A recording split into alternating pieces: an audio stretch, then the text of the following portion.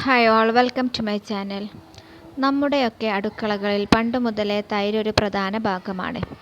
എന്നിരുന്നാലും ഇന്ന് ഏറ്റവും കൂടുതൽ തെറ്റിദ്ധരിക്കപ്പെട്ട ഭക്ഷണങ്ങളിൽ ഒന്നുകൂടിയാണിത്.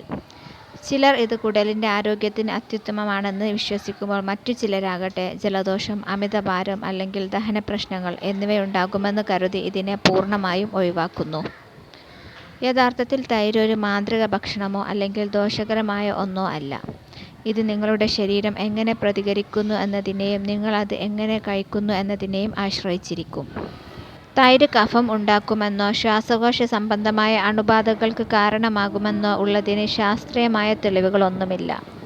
തൈര് കഴിച്ചതിനു ശേഷം ആർക്കെങ്കിലും അസ്വസ്ഥത അനുഭവപ്പെടുന്നുണ്ടെങ്കിൽ അത് ആ വ്യക്തിയുടെ ശരീരപ്രകൃതിയുടെ പ്രത്യേകത കൊണ്ടാകാം, അല്ലാതെ തൈര് ദോഷകരമായതുകൊണ്ടല്ല. രാത്രിയിൽ തൈര് കഴിക്കരുത് എന്ന് ഒരിടത്തും നിയമമില്ല. ദഹന പ്രശ്നങ്ങളില്ലാത്ത മിക്ക ആളുകൾക്കും രാത്രി ഭക്ഷണത്തോടൊപ്പം സാധാരണ തൈര് കഴിക്കുന്നത് സുരക്ഷിതമാണ്.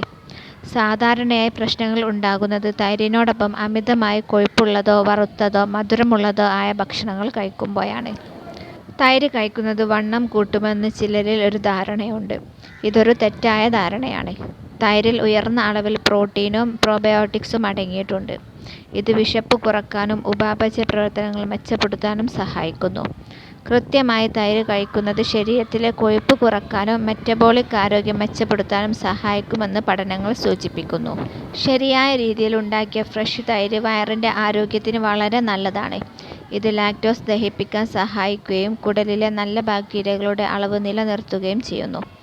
എന്നാൽ തൈര് അമിതമായി പുളിച്ചതാണെങ്കിലും അമിതമായി കഴിച്ചാലും അല്ലെങ്കിൽ ഒരാൾക്ക് നേരത്തെ തന്നെ ദഹന സംബന്ധമായ പ്രശ്നങ്ങൾ ഉണ്ടെങ്കിലോ മാത്രമേ തൈര് കൊണ്ട് പ്രയാസങ്ങൾ ഉണ്ടാകാറുള്ളൂ. ഭക്ഷണത്തോടൊപ്പം തൈര് കഴിക്കുന്നത് രക്തത്തിലെ പഞ്ചസാരയുടെ അളവ് പെട്ടെന്ന് കൂടുന്നത് തടയാൻ സഹായിക്കുന്നു. കൂടാതെ ഭക്ഷണത്തിലെ ധാതുക്കൾ ശരീരം ആഗിരണം ചെയ്യുന്നത് മെച്ചപ്പെടുത്താനും ഇത് ദഹനത്തെ സഹായിക്കുകയും ചെയ്യുന്നു. നൂറ്റാണ്ടുകളായി പരമ്പരാഗത ഇന്ത്യൻ ഭക്ഷണരീതിയുടെ ഭാഗമാണ് തൈര്. ഭക്ഷണത്തോടൊപ്പം തൈര് കഴിക്കുന്നത് രക്തത്തിലെ പഞ്ചസാരയുടെ അളവ് പെട്ടെന്ന് കൂടുന്നത് തടയാൻ സഹായിക്കുന്നു. കൂടാതെ ഭക്ഷണത്തിലെ ധാതുക്കൾ ശരീരം ആഗിരണം ചെയ്യുന്നത് മെച്ചപ്പെടുത്താനും ഇത് ദഹനത്തെയും സഹായിക്കുന്നു. പഞ്ചസാര ചേർക്കാത്ത പ്ലെയിൻ തൈരിന് കുറഞ്ഞ ഗ്ലൈസമിക് ലോഡ് മാത്രമേ ഉള്ളൂ. വാസ്തവത്തിൽ ഇത് ഇൻസുലിൻ സംവേദനക്ഷമതയും കുടലിൻ്റെ ആരോഗ്യവും മെച്ചപ്പെടുത്താൻ സഹായിക്കും.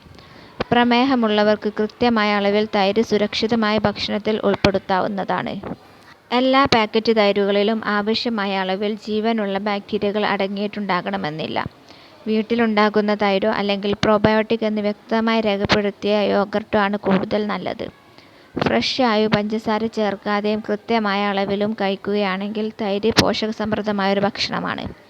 പൂർണ്ണമായി ഇത് ഒഴിവാക്കുന്നതിന് പകരം ഗുണമേന്മയുള്ള തൈര് തിരഞ്ഞെടുക്കാനും ശരീരത്തിൻ്റെ മാറ്റങ്ങൾ ശ്രദ്ധിച്ചുകൊണ്ട് സമീകൃതമായി ഉപയോഗിക്കാനും ശ്രദ്ധിക്കുക. ഈ വീഡിയോ ഇഷ്ടപ്പെട്ടാൽ ലൈക്ക് ചെയ്യാനും ഷെയർ ചെയ്യാനും ചാനൽ സബ്സ്ക്രൈബ് ചെയ്യാനും മറക്കരുത്. Thanks for watching.